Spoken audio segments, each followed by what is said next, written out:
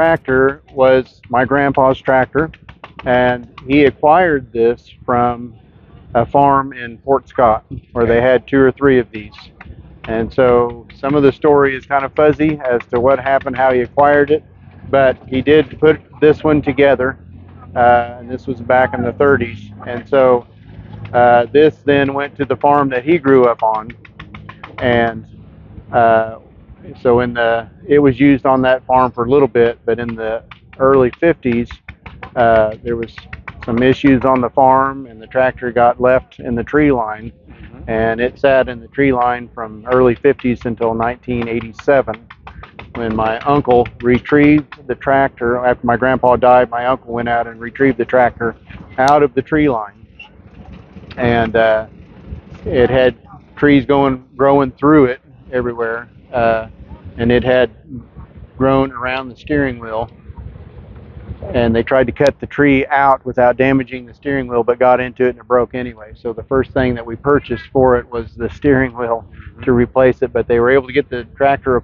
out of the tree line, and my uncle had it. He had done some work to it off and on up until 2015, where he had it split apart, but he couldn't do any more with it. The engine was locked up. It was full of water when they took it apart, and so needless to say, it was cracked. It had lots of cracks in it. So I got involved with it in 2015, and we tried to figure out what all it would need to get it to run again. And at first it was just to try to get it running only, and then we ended up spending more time and money on it to make a better tractor out of it. So this, the engine that was on it was not the original engine. It was the second engine. It was a replacement engine from the River Rouge plant. This one is the third engine. And so I had to combine parts from this engine from the other engine to make one good one. But this one is a 1919. Not everything on it is a 1919. Mostly everything is, but the engine is not. It's a 1924 engine. They had the first prototypes late 1917. 1918, all of the Fordsons had gone to England for the Ministry of Munitions tractors to help out in the World War I effort.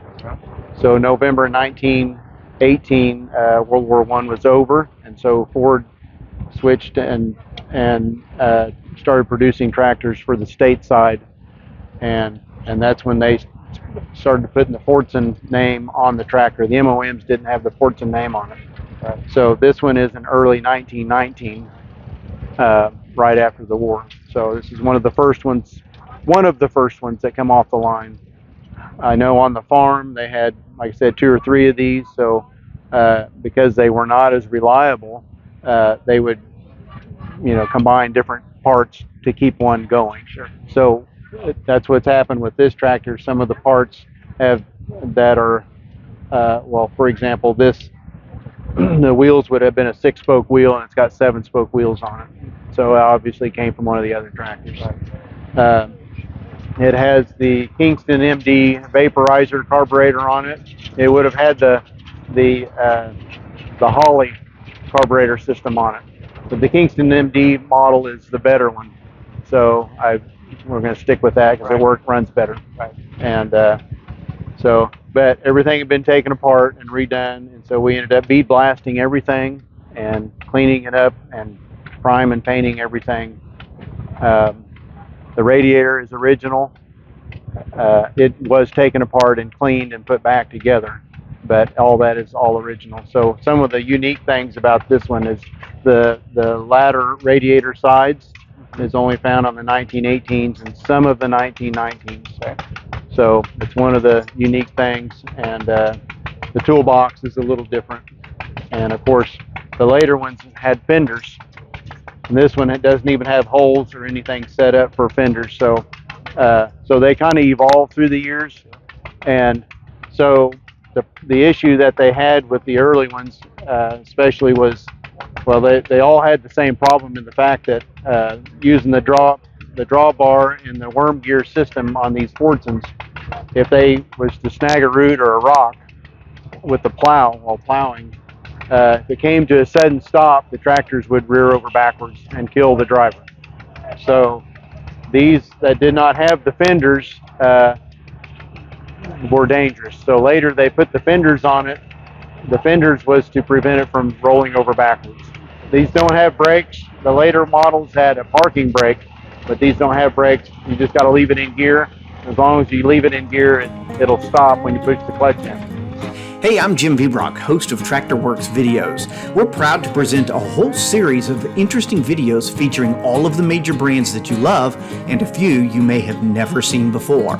Please like, subscribe, and hit that notification button so you don't miss a single episode. Be sure to check out the playlist of great tractor videos we have on this channel.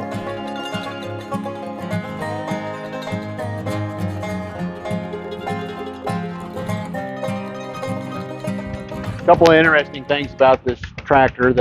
So this is the air filter box. So you put water in this cap here. You fill it up with water. So the air comes in from the bottom, has to come up through a float, back through the water, and back up again. So, and then you can drain the water out from this cap here. So, but there's a float in there, like I said, and over time, as it evaporates water off of the tank while you're running, that float will come down, and the float cuts off the air to the pipe, which will shut the engine down. So you always had to keep water handy. If you were way out in the field and you ran out of water, then you have to walk back to go get some water to put in there and get it started again. This one I've modified. I've put a pin in there so it can't shut it off on me, because I don't want to have to put more water in it. So the ignition box, I can pull this out. This is the box. You can see all the wooden coils inside there. And all those are the set of points that all jump together. And then they got the commutator over there, and it directs which cylinder it goes to fire. So, and then so there's some stories that in the cold winter time, the farmers would pull these wooden boxes out and put them in the house to keep them warm. Right. And then in the morning they would light a fire underneath the oil pan to warm the oil up, and they would get it started in the winter time that way. But put the wooden boxes back in with them warm and get them restarted in the winter time. There have been stories where these steel wheels would freeze to the ground, and so they'd have a hard time getting them started in the winter time. But once they'd get it started, then they would try to go forward. But a lot of times it would just rear it and roll over backwards again. So they had to have a communique that came out that said to always go in reverse first and then go forward, so it wouldn't want to roll up and over on you. So, and this is where the oil goes in. The only oil filter there is where the oil goes in that metal screen. So there's no oil filter. So to check the oil is down here. And when it's full, when it comes out the top valve, but you should always have oil come out the bottom one, and that's your oil level. So over here, there's some changes that have been done from the 1919 to newer style. So this would have had a Holley vaporizer on it, and this has got the Kingston MD vaporizer, which is a better vaporizer than the Holley. But the Holley would have had this as the start tank. You put gasoline in there, had a line go to it, and it was used for starting only. And then this whole tank was kerosene. So the Kingston MD, they did away with this tank, and they just had a small tank here, and the rest was kerosene. So we wanted to keep the Kingston MD, so we used the 2-hole gas tank instead of the one-hole gas tank with the start tank. So, and then of course fuel selector, and the ignition system is just like a Model T. You can adjust, the advance and retard the spark, and the magneto sits inside right there. It's not an external, it's internal magneto, and it slings an oil. It's an oil bath in there. The PTO, it spins all the time. There's no way to shut it off. The later models had a lever that you could disengage that. The early ones did not have that. So my grandpa used this mostly to saw up railroad timbers and he sold the firewood, to make a little extra money. And he would get the railroad timbers. He worked as a lineman for Frisco Railroad. Okay. So all of the older railroad timbers he would bring home, and he had a buzz saw he had on the front that he would use the PTO and saw up the wood.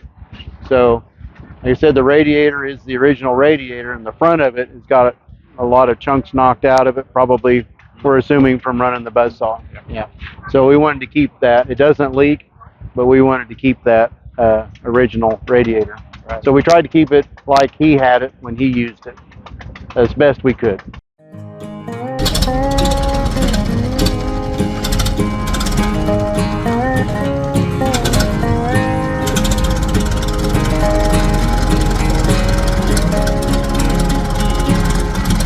Hey, I'm Jim Vebrock, host of TractorWorksVideos. We're proud to present a whole series of interesting videos featuring all of the major brands that you love and a few you may have never seen before. Please like, subscribe, and hit that notification button so you don't miss a single episode. Be sure to check out the playlist of great tractor videos we have on this channel.